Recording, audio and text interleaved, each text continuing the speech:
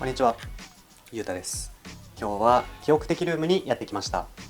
記憶的ルームとはトレンドの最先端を行くインタビューのこだわりの部屋を覗き見させてもらい、部屋についてライフスタイルを紹介するコンテンツとなっております。今回はケイスケさんです。よろしくお願いします。よろしくお願いします。そしたらじゃあケイスケさんについて自己紹介をお願いします。はい、秋田県出身で今は都内でアパレル勤務をしております。よろしくお願いします。よろしくお願いします。というわけで今回紹介していただくこちら、ご自宅が 1K、はい、ということでだいたい平米数はどれくらいのご自宅ですか？はい、25平米ぐらいで、間取りは1K の 7.5 畳になっております。はい、というわけでこの物件を何か選んだ決め手はありますか？はい、そもそもその家具と服との相性もそうなんですけれども、築60年といった結構古い物件でもともと探してて、その古いものの魅力を楽しみたいなっていう思いがあってこの物件にしてます。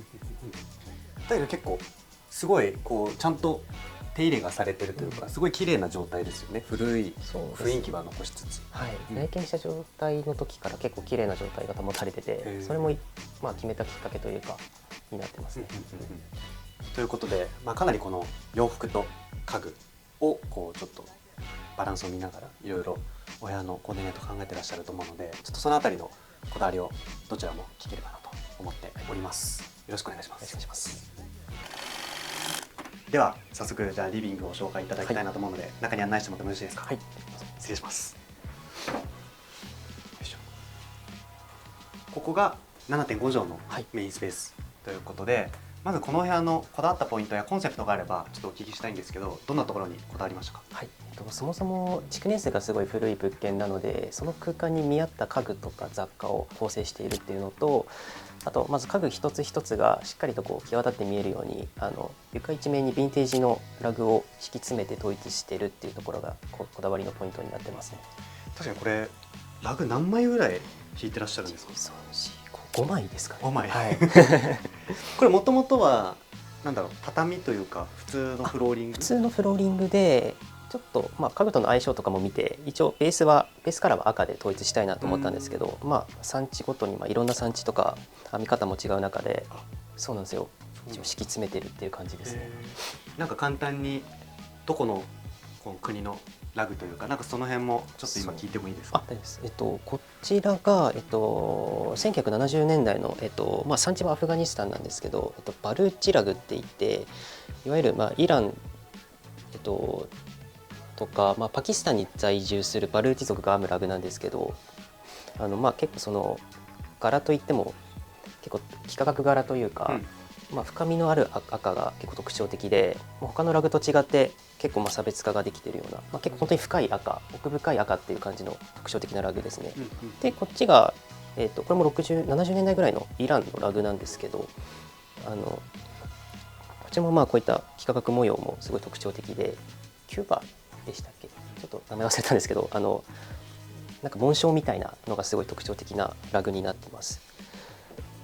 でこれもちょっと年代は結構古いものなんですけど、昔よく行ってた古着屋が閉店する時に自分これ欲しいですって言って買い付けしたラグ、ペルシャ絨毯で、結構な高い密度で織られてるウールのもので、結構厚みがあるんで、これはもうメインで中央に敷いてるって感じですね。はいですね、そんな感じで。結構この辺のラグとかは割と価格もお高い印象があるんですが？そうですね、結構しました。結構しますよね。もう10万以上はするので、そうなんですよ。結構産地とかで結構価格は変わってくるんですけど、今結構価格結構高騰してて、そうなんですよ。こういう本当に赤とか、もう本当にベースから赤っていうのが結構高くて今は。はい。じゃあここからちょっと細かい家具の話を聞いていきたいなと思うんですけど、まずじゃあちょっとこちら側に移動をしていただいてですね、このスペースはどのようなスペースですか？はい、本当にもうオブジェとか、基本的にこういったアートブックを飾るような空間になってますね。はい、まずじゃあこの、ディスプレイをしているこの家具について、収納家具なんですよね、これもともと。そうですね。これはどちらで購入されたいですか？これが、蒲田にあるカモリっていう倉庫の家具屋さんなんですけど、そこで購入したもので、クローセン&サンっていうデンマークのインテリアメーカーになってますね。1960年代のミッドセンチュリー期に、結構サイドボード中心に人気が確立したブランドでなっていて、でもともとこういうチーク材でブックシェルフ探してたので、すごくピタッとはまるサイズ感だったので購入いたしました。この辺のこのディスプレイされてるもの、3段あると思うんですけど、この辺はなんか全体のバランスを見てそうディスプレイされてるみたいな感じなんですか？そこまでこう物を増やさず大きすぎずみたいなところで、一点一点ちょっとなんだろう、小ぶりなものも多かったりとか、色合いも結構考えて構成してるんで、なんですか、まとまりのある色というか、部屋に馴染むような色で統一してますね。まずじゃあちょっと一番上の段から聞いていきたいんですけど、まず一番右の方にある照明、はい、これはどちらで？これも友達からちょっとお譲りいただいたもので、ちょっと価格とかはちょっとわからないんですけど、結構古いものでインテリアとして、オブジェとしても使えるというか、夜はこの照明つけてます。はい。あとはその隣、この今時計時刻が出てると思うんですけど、これは何ですか？これも一応ラジオがついてるそのデジタルクロックラジオっていうもので、日本橋のヒストっていう土曜日にしか開かないお店だと思うんですけど、そこで購入したものなんですけど、黒いボディで蛍光管からちょっとこう見える明かりが結構そのフューチャー感があってすごい好きで、本当にオブジェとして置いてるような感じですかね。一応ラジオも聴ける仕様になってるので、すごい面白いですね結構。あとはその下、はい、その下とかはこのキャンドルですか？あ、そうです。独特な色合いです。そうなんですよ。これもなんかドイツのマーティン・ヒースっていう若手のデザイナーさんが作ったピストアムステルダムっていうブランドなんですけど、他にもポップなキャンドルとかも結構多くて、ユニークな作りだったりとかが結構多いんですけど、他も気になってて買おうかなと迷ってますね。あとは、その下とかは空間想定もそうですね。ありがとうございます。なんか今まで見てて、はい、こう印象に残ってるお部屋とか、はい、なんかちょっと参考にまではいかないですけど、はい、そういうお部屋とかあったりしました？自分は結構、ファキオさんですかあいつですか？ファキオさん結構見てて面白いなっていうのともう部屋の間取りとかもそうなんですけど、結構自分好みの部屋の感じがしてすごい好きでしたね。確かに彼も結構チーク材とかオーク材とかそうですねの家具多いですもんね。確かにすごいバランス感がすごい綺麗で、結構参考にしてます。じゃあお伝えしておきます。お願いします。あとこれか、このブックスタンド、あ、これ今本置いてらっしゃる、これはどちらで？これはシボネで購入したブックエンドで、もともとレコードとか本とか置いて木製のボールで固定するブックエンドになってるんですけど、ゴールドのスチールというか結構もう存在感あって、すごいもうインテリアとして使ってるっていう感じですね、これは。あとはこの一番右奥の方に少し多分開けたら見えるのかな、オブジェというか、はい、これはゴジラそうなんですよ、ティッシュケースになってます。これティッシュケースなんですね。はい、なんか70周年記念の日比谷で限定公開されたタイミングで、そこの物販で買ったもので、そうなんですよ。なんかそこまでそんなゴジラ好きじゃないんですけど、なんか買っちゃいましたね。そこまで好きじゃないです。そこまで好きじゃないんですけど、なんか買っちゃいました。あとはここに大きなアートが上にねありますけど、これはどなたの作品ですか？これがフランスのデザイナーのロナン・ブルレックのドローイングポスターになってて、一つ一つフェルトペンで描いたいわゆるドローイングっていう技法を使ったデジタル印刷のポスターになります。結構最近 SNS とかでも見かけるので、結構人気なポスターになってますね。確かに結構今人気のあるアーティストというかデザイナーですよね。そうですね。あとはじゃあ今度このメインのね、お部屋のメインになってるだろうスペースのこのソファー周りのお話聞いていきたいんですけど、まずじゃあこのソファーについて、これはどちらのブランドのソファーですか？これはカリモクっていうブランドで、買った決め手というか、実は耐摩耗性があったりとか、あとは公共機関、電車とかバスとかでよく使われてるファブリックがすごい有名なんですよ。よく多分電車とかで座ったら分かると思うんですけど、こういった感じのそうです、あるやつなんですけど、それが結構魅力で、あとはそのモケットグリーン、部屋に結構馴染む色だったんで、購入しました。どうですか、座り心地とかは？もう結構良くて、もうあれ結構幅も2メートル近くあるんで、横に寝れちゃうんで、そうなんですよ。結構くつろげる場所ではありますね。3シーター？あ、そうです。3シーターになりますこれ。じゃあ結構大きいですね。はい。で今結構このブランケットとかもソファーのアクセントになってるかなと思うんですけど、これはどちらで？実はこれは IKEA で、これが、ジャーナルスタンダードファニチャーのものになってますね。下に敷いてるのもこれ実は IKEA でめちゃめちゃ安くて買いました。なんかちょっと IKEA っぽくないですよこのブランケットとか。そうなんですよ。でもなんかすごい部屋に馴染んでくれたんで、うん、よかったですこれも、はい。あとはこのローテーブルについてちょっとお尋ねしたいんですけど、これはどちらで購入されたいですか？これは、これもネットで買ったもので、イギリスヴィンテージのコーヒーテーブルになりますね。佇まいがすごい存在感あって好きっていうのと、ラダーのこの棚も結構好きで、まあ、よく本とかも置いたりとかしてディスプレイしてますね、はい。ちょっと湾曲してるのもいいですね。そうなんですよ。割と結構使いやすいんで、この間取りにしてはかなり使いやすい感じになってます。あとはこのローテーブル上に照明も置いてあると思うんですけど、はい、これはどちらの？これもルイス・ポールセンっていうパンテラシリーズになってるんですけど、これもそうですね、即買いでもう家のインテリアとしてアートブックの上に置いてディスプレイしてますね、はい。じゃあ上もルイス・ポールセンのね、はい、照明という。そうです。これなんかどの角度から見ても光源が見えないっていう独自設計のシェードになっていて、対数螺旋っていう数学のなんだろう、この曲がりをこう多分イメージして作られたものだと思うんですけど、まあ、これも本当に割とこの部屋の軸となるようなもので、これも結構その SNS とか雑誌とか、まあ、テレビとかでもかなり特集されてたりとかしてはいると思います。結構これも15万16万くらい、結構いいお値段しますね、はい。こう見てるとじゃあ結構いろんな国のこう家具とかアイテムをいろいろミックスされてるというか、あれですね、スタイルのもの。そうですね、多国籍なものを詰め合わせてっていう、一つのものじゃなくていろんなものをこう詰め合わせてる空間っていうのが一応魅力かなと思います。こちら側には、まあ、大きなサイドボード、結構このご自宅の中で一番横幅はある。そうですね、イギリスのヴィンテージ家具で、横幅が最大クラスのキャビネットになってます。ジープランのフレスコシリーズでこの佇まいすごい存在感で、多分入ってきた時にこのキャビネットベースで家具の配置とかを決めてたりはしてますね。なんか細かいこうディティールというか、やっぱそこのデザインの気配りというか、なんかありますね。そうです。なんかこう無垢材のこの取っ手とかもそうですし、なんかこだわりがすごいあって愛着が湧くものになってますね。でも結構この G プランでこのサイズだと、これも結構値段的には結構しますよね。しましたけど、これも実はまあネットで買ってめちゃめちゃ安く買えたんですよ。そうなんですよ。すごい羨ましいです。かなり安かったんでそうだ、はい。この辺のディスプレイ系は主になんかどういったものを置いてらっしゃるとかありますか？まあなんかレコードプレーヤーとまあアンプと、あとはまあフレグランス系ですかね、はメインに置いてますね。どうですか、結構こういうオーディオ機器とかはそれぞれこだわりとかありますか？こっちのオーレックスに関しては SR の355っていう1975年に出た東芝のブランドなんですけど、重量感あってリサイクルショップでたまたま見つけて、多分定価5万ぐらいなんですけど5000円とかで買えたんですよ。なんでもう即買いでしたね、これに関しては。すごいですね、5000円で売ってたんです。そうなんですよ。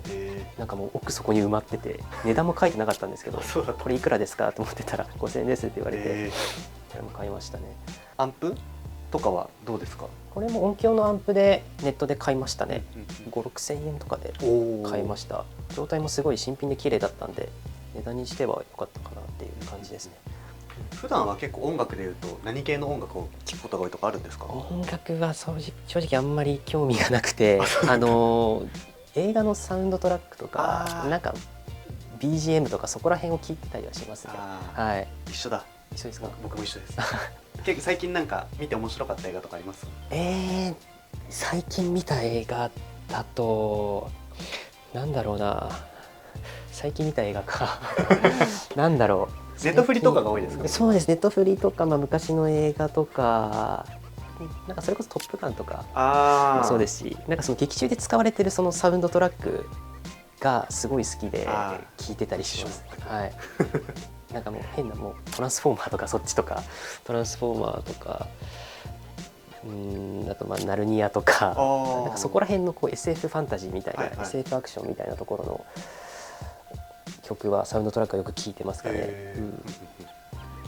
あとは香り系のね、まあ、アイテムも置いてあるということで、この辺でいうとまあそれぞれまず香水はメインで使われてるのはここのそう一世三宅の香水ですね。ドロップド一世っていう香水なんですけど、形が面白くて透き通ったこう雫のような形、湾曲した形のデザインで、結構一世三宅の中だったら結構アイコニック的なものになります。で香りは結構フローラルっぽい感じの香りになってますね。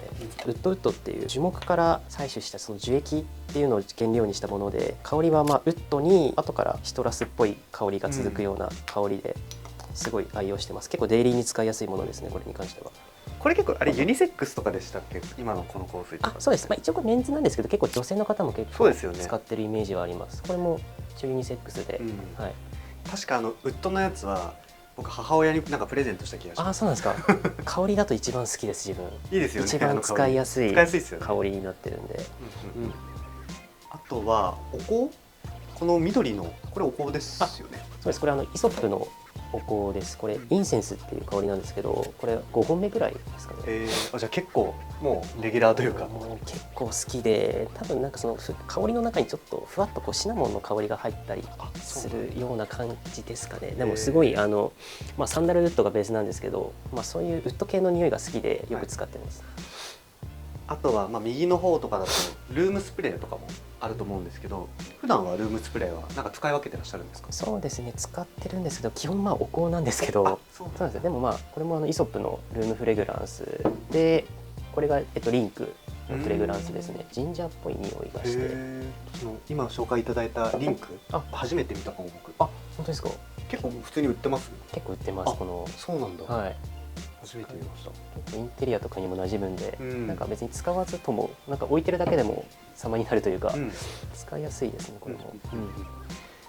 あとはこの辺のサイドボードの中、メガネ、アイウェアとかを収納されてるということで。そうですね。こういった感じで収納してますね。もともとのこのサイドボードがいいですね、作りが。そう、作りがこの色味がまたちょっと本当にヴィンテージ感あふれるもの、配色も相まって。どうですか、アイウェアはなんかお気に入りというかありますか？これは一世三宅のメガネで、これ超光レンズで紫外線が入るとサングラスに変わるんですよ。で一応本当つけ心地もすごい軽いつけ心地で、もう負荷がかからない、ストレスのかからないメガネになってますね。これサングラス、これジェントルモンスターのもので、でも形はすごい気に入って買いました。はい。買いました。あとはこの手前側に一人掛け用のこの椅子があるかと思いますが、これはどちらで？これもネットで買いました。でこれハーマン・ミラーのジラルド・ファブリックの、エッフェルベースのもので結構人気の形になってますね。状態もすごい劣化とかも全然なくて綺麗だったんで、もう一目惚れして購入しましたね。この布地はあんまりこう見ないというか、結構あれですよね。そうなんですよ。なんかそれに惹かれてもう買っちゃったというか、なんかあんまりめったに多分出てこないようなものなので、はい、購入しましたね。あとこのソファーの隣に置いてある照明、これ結構なんかデザインも独特ですね。そうですね。これはインダストリアルライトって言って、メルカリで6000ぐらいですかね、購入したものなんですけど、ヴィンテージの木材との差別化みたいなところで無機質なものを置きたいなと思ってここに置いてますね。はい。であとちょっとこれ壊れちゃって折れちゃったんですよ。そういうデザインなのかと思ってました。折れちゃってる。折れちゃったんですよ。そうなんですよ。ちょっと今新しいのに買い替えようかなと思ってて。そうなんですよ。ただもうこのままずっと置いてますね。はい。あとはこの大きな植物。はい。多分この部屋だと一番大きいものですよね。そうですね。これはビバホームで買ったのかな。めちゃめちゃやっぱ安くて。ホームセンター安いですよね。めっちゃ安いんですよ。この規模でどれぐらい？1万円ぐらい。めちゃめちゃ安くて、もうこれもすぐ購入しましたね。はい。ネオンライト、ちょっとこの部屋だと少し異質な雰囲気もありますけど、これはどちらで？これはヘイの、ネオンチューブになってて、置くだけでこう、楽しくなるような配色で、アーティスティックな気分になれるんで、空間としてはもうありかなと思って置いてますね。はい。この辺りは結構洋服がたくさんあると思うので、ちょっとファッションについてお話をいろいろ聞いていきたいなと思うんですけど、まずこのかなり丁寧に保管をされているこの洋服たち、これは一体どういうアイテムが多いんですか？これは基本的に一世三宅のアーカイブを中心に集めてて、あとはギャルソンとかそっち系のもう本当もうアーカイブ、昔の商品、昔のアイテムを中心に集めてたりしてます。はい。この辺はどうですか？なんかお気に入りのアイテムというか、もし何着かあればちょっとおはい聞きしたいんですけど、ありますか？お気に入りだとこの昔の一世三宅の筆タグって呼ばれる80年代のものなんですけど、これのすごいところはタグがこう手書きになってるんですよ。っていうのももともとこう世に出てない、サンプルとして扱われてたもので、結構ミリタリーベースを起点としたなんかこうフライトジャケット、伊勢三宅の、デザインをこう汲み取って作ったものになってます。結構レアなものでになってますね。筆タグでわかりますもんね。そうですね。基本もう筆タグ、このあとは内タグとかもって基本分かったりしますね。はい。代表的なものでいうと 3D ニットですかね。これタグもこれ本当初期のものでオールスタイルっていうもともとその生産を握ってた会社が独立したところなんですけど、本当昔の 3D ニットで、一応これはレディース仕様なのかな。着丈も結構短くてすごく面白いニットになってますね。はい。立体感ありますね。そうなんですよ。結構歴史を感じるというか、見てるだけで。あとはギャルソンとかだとすごく珍しいもので、これも友達からいただいたものなんですけど、80年代のものかな、もので、袖が、インサイドアウト、もともと表地で使うはずのものをわざと裏地にして使ってるんですよ。なんでちょっと生地がちょっと面白い感じになってますね。じゃあ裏地が今表に来て。そうなんですよ。へー。すごいこだわりのある商品かなと思います。これも。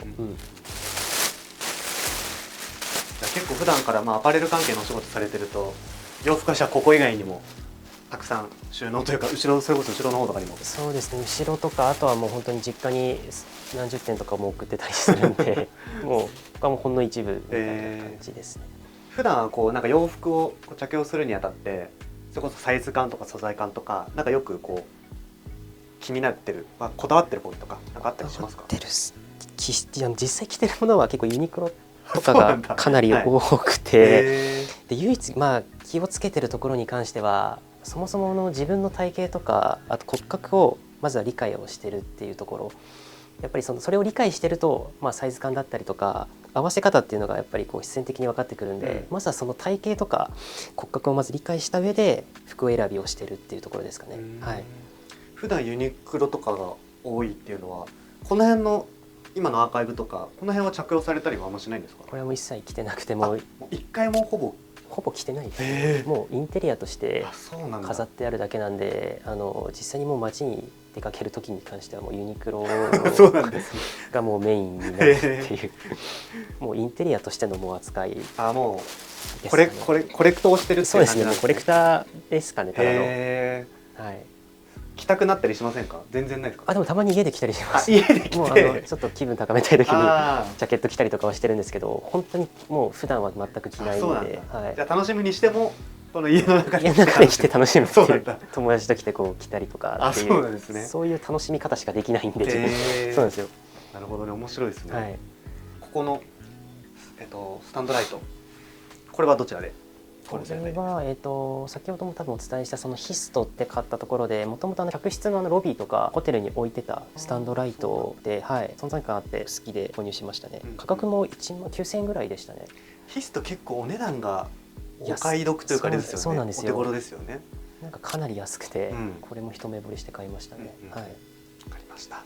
あとはですね、じゃあ今度こちら側の方にちょっと移動していただきたいなと思うんですけど、こちらにもまた大きなこのサイドボードがありますが、まずこれはどちらで購入されたアイテムですか？はい、これは友達からの頂き物になってます。イギリスヴィンテージのジェンティック社が手掛けているブランドになってますね。作り方とかも削り出された取っ手とかも結構随所結構こだわりのあるキャビネットになってるんで、あともうこのスケールというかこの幅にスパッとはまるようなサイズ感だったので。そっか、ちょうど本当ちょうどなのか。そうなんですよ。もう本当にジャストではまったので、もうこれは即いただきました。買いました。はい。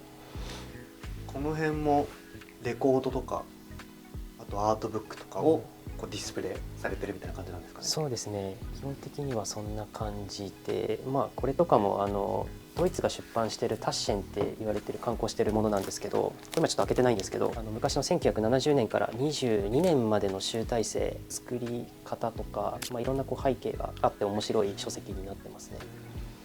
結構一世三宅のアイテムはたくさん登場してますけど、はい、結構昔からお好きというかあれなんですか？そうですね、結構好きで、服とかもそうですし、こういった写真集とかも、写真集っていうか一世三宅がこう初めて出した写真集、70年代から77年の間の服の記録というか、こういうのを収録しているもの、新品で袋に入った状態で見つかって、当時の多分これ75年とかに出たものなんですけど、それも確か代官山の蔦屋かなで購入しました。これそうだったんだ、はい、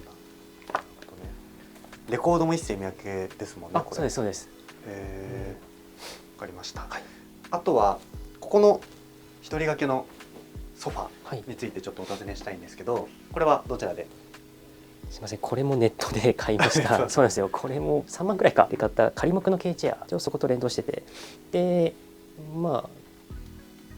これも IKEA ですね。もう腰にちょうどフィットするんで、ここに置いて座ってますね。これも、はい、普段はどの椅子に座ることが多いですか？基本この3シーターが多いんで、はい、座ってますね。はい、結構今回いろんな家具が登場したと思うんですけど、なんか一番よく行くインテリアショップ、おすすめのインテリアショップみたいな、ズバリ何かありますか？インテリアショップだと名前合ってる、どこだっけ、東京インプッションでしたっけ？リサイクルインプッション。そこかな、多分そこ。黄色い。そこです、そこです。そうですよね。そこによく行ったりとか、あとそれこそこれを買ったその蒲田のカモリっていうお店、倉庫、でっかい倉庫があるんですけど、そこによく行ったりしてます。あとは基本もうネットで購入したりとかが多いですね。はい。わかりました。ありがとうございます。はい。ということで、圭介さんの記憶的ルーム撮影させていただきました。ありがとうございました。ありがとうございます。最後にじゃあ何か告知したいものとかお知らせしたいものがあればしていただければなと思います。はい。最近だとインスタの方で部屋の投稿とかを少し頑張っているので、そちらフォローしていただけたらと思います。お願いします。はい。というわけで気になる方はインスタグラムチェックしていただければなと思います。はい。というわけで今回の記憶的ルームはこれで終わりたいと思います。ゲストは圭介さんでした。ありがとうございました。ありがとうございます。